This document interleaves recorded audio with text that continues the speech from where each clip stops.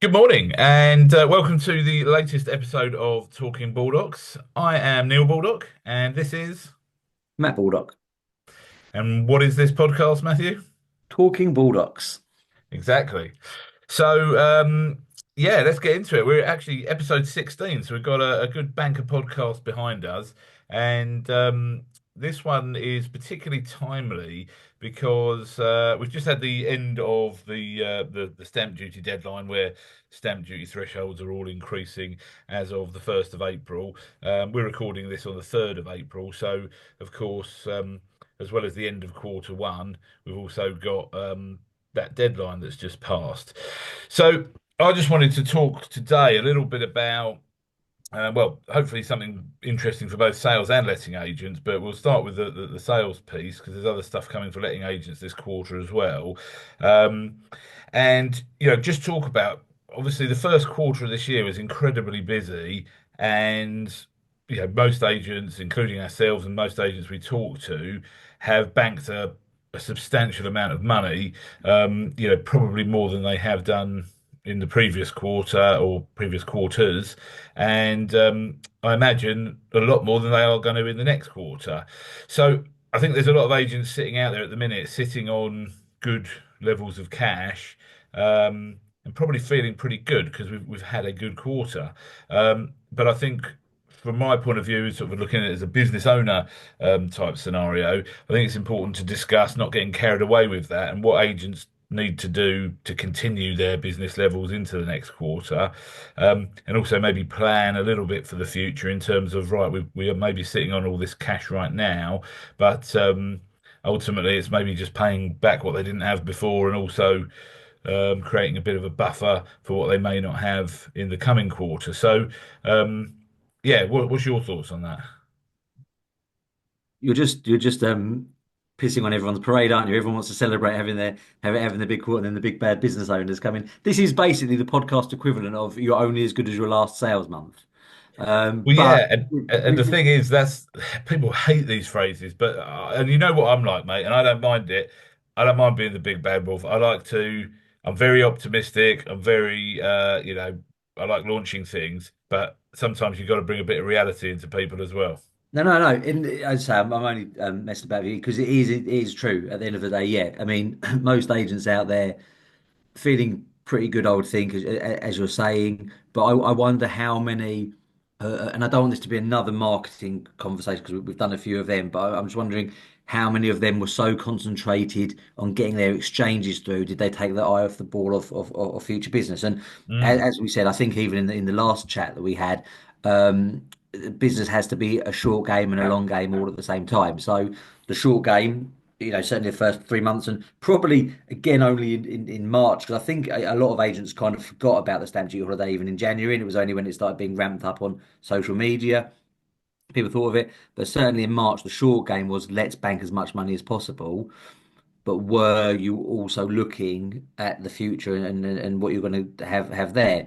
And as you say, and listen, I love spending money in terms of the marketing. So when you look at the bank and you've got all this money sat there, you think, oh, brilliant, I can do that Google ads I have been putting off, that big batch of leaflets I've been waiting to get out and do that. And I'm not saying don't do any marketing, as we've always said, marketing should be done consistently, but just be careful not to literally it's like when you have a good commission month and when you were employed, right? You have a really big month, so you go out, you go down the shops, you go out, you go for all these fancy meals, you buy some new clothes, and the next month the poor commission comes in and you're asking your mum to borrow some money.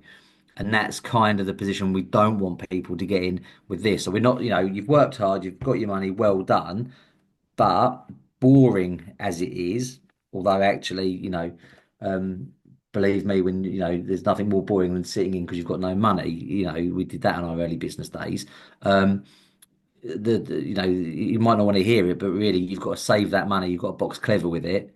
Don't get really excited because don't forget 20% of that money isn't yours. That's the VAT man's. Yeah, yeah. So, That's a really great point because again, we're in this of the first quarter of the year. It's the first VAT quarter of the year, so that money's going to be due May the 7th for everybody to pay their VAT bill. So yeah, people have got to look at that as well. And just also, you kind of have to look at how you, I suppose, traded over the maybe the last quarter or even what you banked in January, February. Are you filling holes with that? And have a really stark look at your pipeline because your pipeline will have been depleted. Now, don't get me wrong, it's been depleted in a good way because it's not fall throughs, it's bankings. But I think, and you're the king of cash flow. Cash flow out, certainly that next quarter. I mean, you really want to be cash flowing a year, right? But you want to have a really accurate cash flow for your next 3 months and go, right, this is great. We banked, half our pipeline or whatever. And then get a really up to date if whoever your sales progressor is, if you're doing it yourself, if you're using a firm, whatever that is, right, what am I, honestly, we don't want to, pie in the sky numbers. What would you bet your house I'm going to bank in April, May, June, and then you can You can cut your cloth accordingly. Cut your cloth accordingly. Yeah. Um, yeah, it's a really good point on the cash flow side of things because what we tend to find people do is you do your cash flow report religiously when you're having a bad time because Mm. you need to know where your money is, and then all of a sudden when maybe your business comes out of its overdraft or you've got a massive cash reserve which you haven't had before or whatever the case may be, whatever positive cash position you get your business into. Um, all of a sudden, and it's like with everything, isn't it? It's this consistency that we're always talking about, which is where it gets boring, and so that's why people put it down. But when things are going really well and we're getting loads of leads, sometimes people will go, "Oh, we're getting loads of leads. We might not do any. We don't need to do the marketing. We can cut that." Or if things get tough, they then cut it because they're trying to cut the cash flow. It's the same with a cash flow report. People tend to only do it when they're struggling, rather than actually now we've done really well, but let's plan for the next 6 months to a year and see, because that will help you make your spending decisions. So yeah, I think that's just a point I wanted to make was that it's been a great time, and quite frankly, it's been a nice quarter, and we feel good. And we should celebrate that win, but also we should head into the next battle as such with prepared and with a bit of a plan. And so yes, I guess in terms of what agents can do to keep their momentum as much as possible, um, really, I think it's not sitting back and thinking, "Great, I've had a great time." It is keep pushing on again, isn't it? Which is sometimes hard, because there's no break as such. But No, no, yeah, just most keep definitely. going. And I mean, leveraging your successes. So, you've got a lot of wins. So we tend to find agents shout about things when they've maybe sold them, and they'll and or what I find is when an agent sells something, if they're still doing print and direct mail, they'll put that out when they've agreed a sale. When it comes to an exchange or completion, they'll just do the typical social media, happy to have exchanged things. And you want to be Mm. doing both on both really. So you've kind of got four touch points you can leverage your properties on it. You've got, the point, and this especially works when you've got lower volume agents. When you're not doing huge volumes because you're a personal agent or just a smaller independent, you can't sometimes think, well, I don't have, all these instructions to keep sharing about. Well, that's okay because one instruction can get you new to the market, sale agreed, exchanged, and completed. And you see Mm. you've got four touch points there.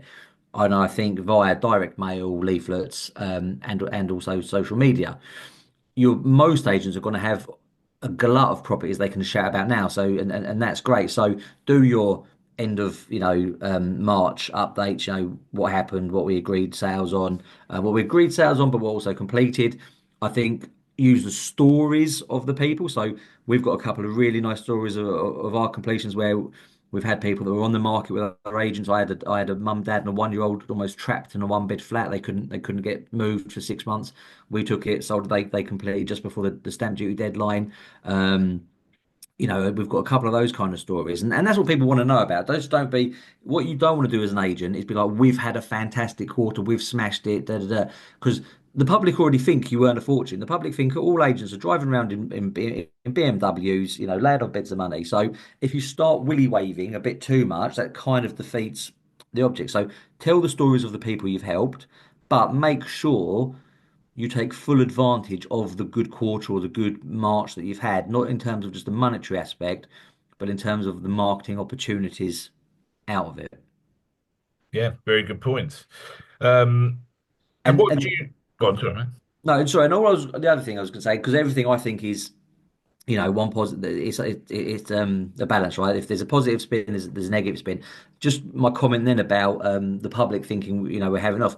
Make sure your team understand what's happening as Mm. well, because depends on how transparent you are. So we're really transparent. With our figures, things like that. Not everybody likes to, but what you don't want is, your members of staff there, also your team members having, absolutely busted themselves trying to get these exchanges through and then thinking, oh God, the owner's earned a fortune this month. He's absolutely having it off. What they don't realise is when they didn't earn, and you're smiling because you understand this, when you didn't bank any money in December or you didn't bank any money in January, you're not now. Me and you aren't suddenly flying out to the Caribbean. You've got to actually fill those holes, or as we're now forward planned. So realistically, I would think a lot of agents are going to have a poor banking month. In April because they've probably done their load in March. So actually, you could say to them, listen, and it is that it's that you want to promote the good stuff. You want to keep everyone motivated, but it has to be realistic, right? Optimism is realistic positivity. That's Yeah, the thing. yeah, So it's a case of listen, fantastic, thank you for your help. You've done it so well. Just so you know, we're about to hit this hole, so we have to keep pushing forward. And even for your team members, we're talking about business owners. Don't spend all your money a month. Most of your team are going to have a really big commission month next month. Actually, just mm. say to them, listen, guys, enjoy yourselves, go out, celebrate with the missus, with the other half, whatever. But do bear in mind, next month's going to be a bit tight.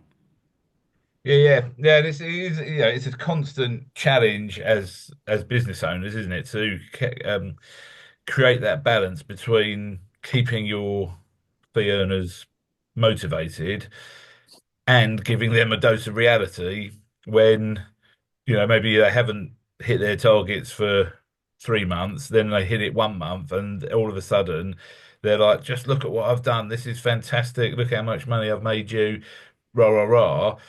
And you've got, yeah, but sometimes you have to give them that reality and just say, look, that is fantastic. Thank you very much. Well done.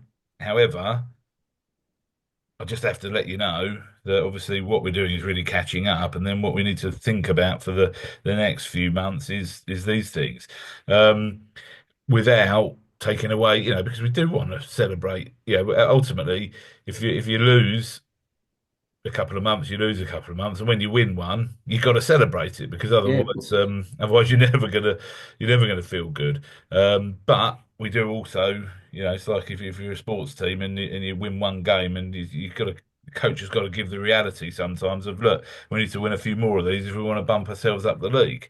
exactly. If you lose 5 games on the trot and then you win one 7-0, the fact you've scored 7 goals in a game doesn't all of a sudden bring you all those points back from there, right? So, but again, that's then right. Okay, what did we do well? What worked here? And again, that's the other thing. Look at your. We had a couple of transactions go through really quickly. And so, yes, obviously there was a pressure from a deadline, but also it was possible for them to get through. So I'm going to deep dive into them. I want to know what solicitors worked on them. I want to speak to them, speak to the sales progression team. What did we communicate differently? Because the successes won't purely be down. That was a driver. They won't purely be down to the pressure of the deadline, but they show that things can be done a little bit differently. Now, you don't want them under that immense pressure because it was horrible for conveyances. It wasn't great for agents.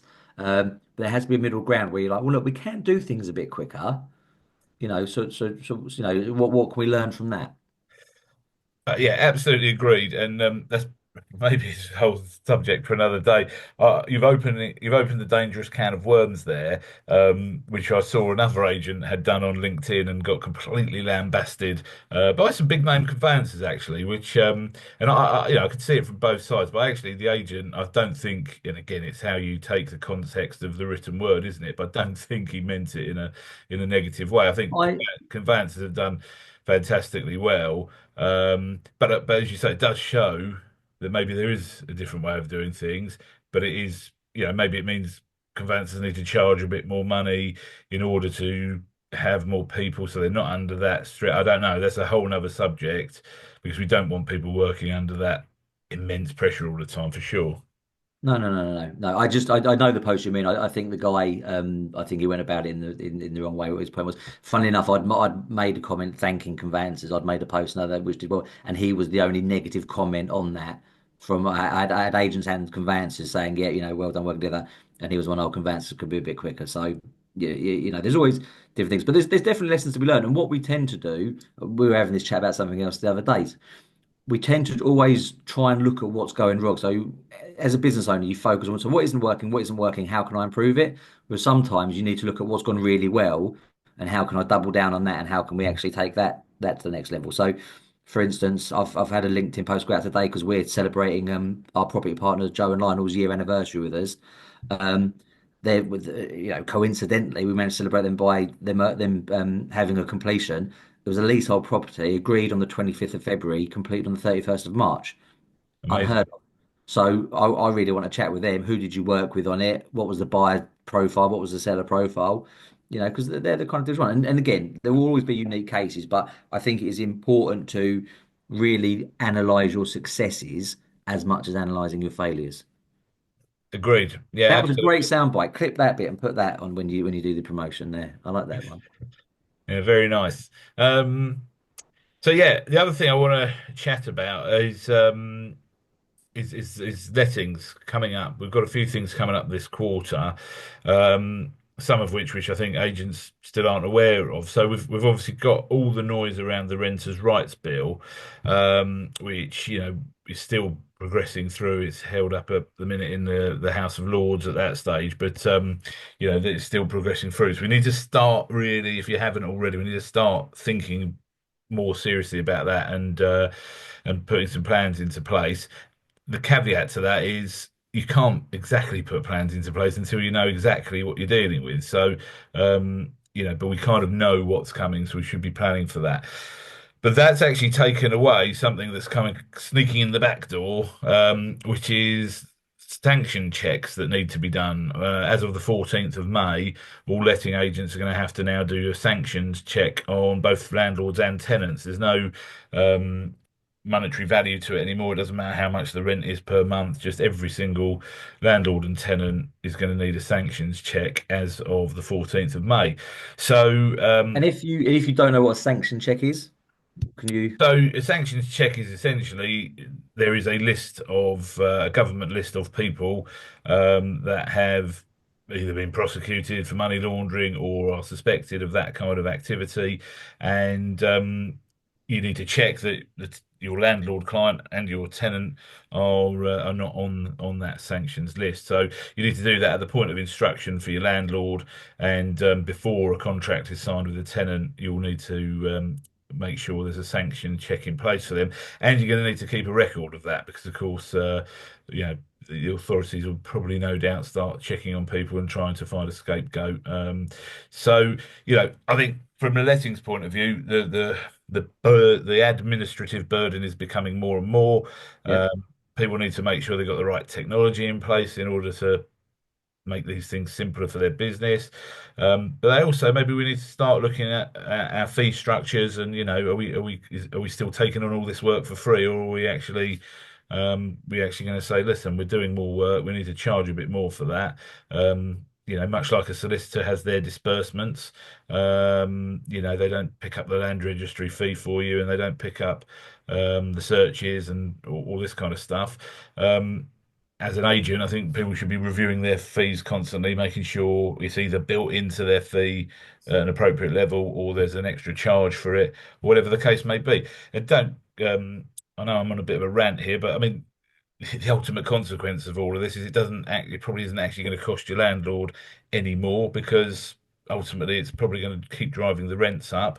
Um, so yeah, I think just it's a preparation time for letting agents, but also a very good opportunity to be looking at their fee structure and how they can make their business more profitable.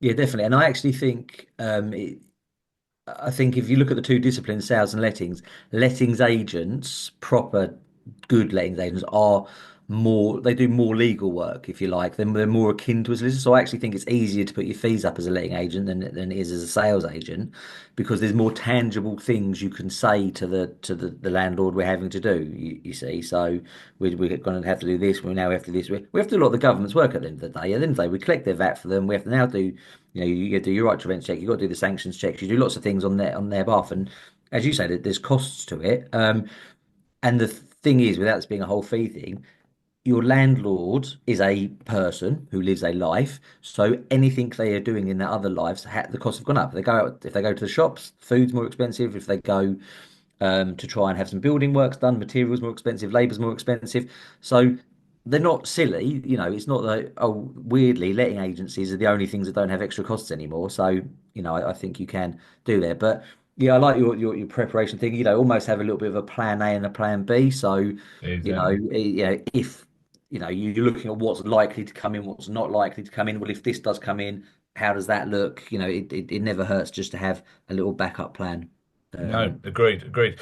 And I think the other thing, from a letting agency point of view, is a real focus on business development, because we have seen, obviously, because of all of these legislative changes coming, we are seeing more landlords exiting the market. That is definitely happening. We've seen that in our own business. We've seen it en masse in other areas of the country. We haven't really seen it en masse, but it's definitely a thing. We're selling more and more of our letting stock. So there's two things you can do. If you've got a sales and lettings business, you really need to get those two working really closely together, in terms of trying to trade the properties and sell them to another landlord and keep them in your managed book. But equally, if you can't do that, then at least get the sale out of it. So get your sales and lettings teams working really in tandem. But also, there are still landlords investing. There are still landlords out there. And have you got a lead generation strategy? So we have, and we get a lot of landlord leads, but we weren't necessarily having the time to follow them up consistently. So we've actually invested in a business development manager, and we're having a real push on bringing new clients into the business, bringing new landlords in. And of course, as many people know, we've got the HMO network as well, and we're sort of experts in the HMO world. And that's a big investment strategy at the minute. You're finding a lot of landlords are coming out of the traditional buy-to-let model, and more and more of the investment is actually going into the HMO world. So you got to look at how you adapt your business model with the times, as well. So I don't think it's not a time to sit still as a letting agent, is what I'm saying. No, no, most definitely. And actually, so I was just looking because there was something in property industry about that this morning because it's very easy to go as a letting agent. Oh God, it's terrible. No, it's buy to let costs are up in terms of stamp duty. Landlords are selling, but again, it's kind of a bit of like facts and not opinions as such. So if you just go on your everyone's selling, people are selling, other agents selling. But then I looked, say, so property industry today. And apparently in quarter four of 24, buy to let loans were up 39.2% compared with the same quarter in the previous year. So that's a hell of a lot of lending on buy to let. So there are people, and we've always said, stocks go up and down and can and never come back up again. Houses are safe, and in this country, we are obsessed with buying property still. So I think so. On the one hand, you go, "Oh God, my landlord's selling," but on the other hand, there are people out there buying, and as you Yeah. very Well, rightly say, this is also, case in point, me and you were walking down the high street yesterday and bumped into one of our landlord clients, right? yeah. Haven't seen him for a while. Now it turns out he's buying a particularly good deal of a short lease property, got a very good deal on the price of it. But the point is, he is a landlord and he is still investing. And also, he asked me to go. He said, "I want more of them." Yes, exactly. So he's asked us. So it's there are people out there who still want to invest. It's just you got to look for them. You got to talk to your clients, find out what they're doing, what their motivation is, find out who in your client bank is still buying. Um, And I think you now need more than ever a real synergy between your sales and your lettings teams because a lot of the time they may be running this kind of separately. It may be a bit of inter-office competition, which is great, but they really need to be feeding each other now. So if you list a property And it's probably, it's one that could work on the rental market. That should definitely be getting a price off of your lettings team. That's probably being published on your details. You should have something about it being a good buy to let, opportunity. Um, if your sales team are registering buy to let applicants, they should be asking them if they own any other properties, or they should be passing the buy to let applicants over to the lettings team so they can farm them as well. And obviously, the other way around, the lettings team, if obviously someone is making noise about selling, that needs to go to your sales team. But also, your lettings team should be asking, your property managers should be asking your landlords, A, do you own any other properties that we don't know about? Because I guarantee you've got landlords that own properties you don't deal with. 100%. B, do you know any other landlords? Because landlords have landlord friends. And C, are you in the market to buy any more, or is anybody you know in the market to buy any more? And those kind of three, four questions, they will definitely, definitely bring you results if you ask them consistently. Yeah, 100%. And it's that age-old thing of like we're all spending money on marketing to get new clients.